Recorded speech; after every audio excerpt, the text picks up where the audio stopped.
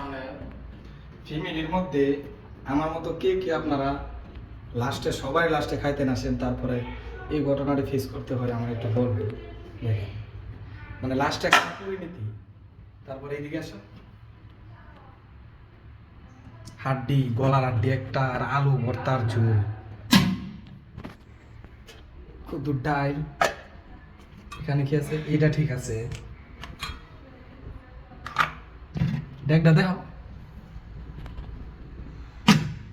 তো আমার জীবন হয়ে গেল লাস্টে খাইতে খাইতে, তা আপনারা জীবনে ভুল করেন না, লাস্টে খাইতে খাইতে এইটা খালি লাইতের পাশে কয়টা হয় এটা আর কইলাম না।